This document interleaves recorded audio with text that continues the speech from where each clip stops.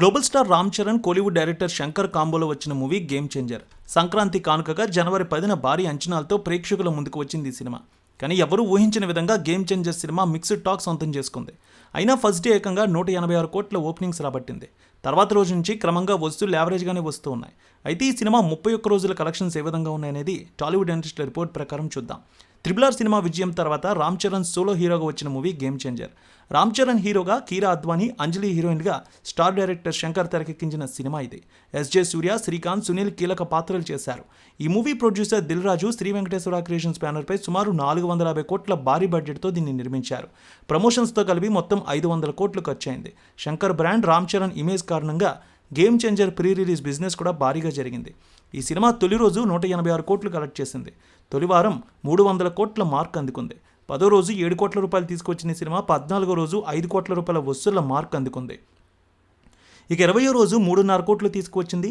21వ రోజు 80 లక్షలు, 22వ రోజు 60 లక్షలు, 24వ రోజు 50 లక్షలు, 29వ రోజు 25 లక్షలు, 30వ రోజు 20 లక్షల రూపాయలు, 31వ రోజు 17 లక్షల రూపాయల మేర గ్రాస్ వసూళ్లు వచ్చాయి.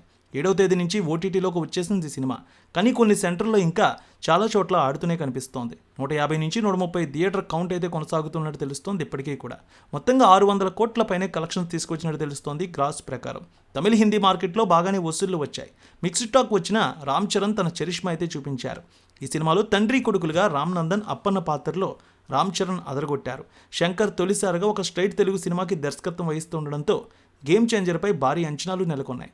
గత సినిమాలో అంచనాలను అందుకోలేకపోవడంతో ఈసారి అన్ని జాగ్రత్తలు తీసుకుని గేమ్ చేంజర్ తెరకెక్కించారు. రామ్ చరణ్ 3 కోణాల్లో సాగే పాత్రలో తెరపై కనిపించారు. యాంగ్రీ యంగ్మెన్గా, అప్పన్నగా, పబ్లిక్ సర్వెంట్గా మంచి నటన ప్రదర్శించారు. ఆయన లుక్స్ కూడా ఆకట్టుకున్నాయి. అప్పన్న పాత్రలో ఆయన నటన మరింతగా ఆకట్టుకుంది. కీరా అద్వానీ పాత్రకి పెద్దగా ప్రాధాన్యత లేదు. పాటలు చాలా బాగున్నాయి. శంకర్ స్టైల్ రిచ్ లుక్ పాటల్లో కనిపించింది. అంజలి నటనకి ప్రాధాన్యం ఉన్న పార్వతి పాత్రలో కట్టిపడేసింది. మిస్టర్ మోపిదేవిగా ఎస్జే సూర్య నటన సినిమాకి హైలైట్. శ్రీకాంత్ కూడా 2 లుక్స్లో సందడి చేశారు. జయరామ్, సముద్రికని, రాజీవ్ కనకాల ప్రాధాన్యం ఉన్న పాత్రలో కనిపించారు. సునీల్ సైడ్ యాంగిల్ పాత్ర కూడా బాగుంది.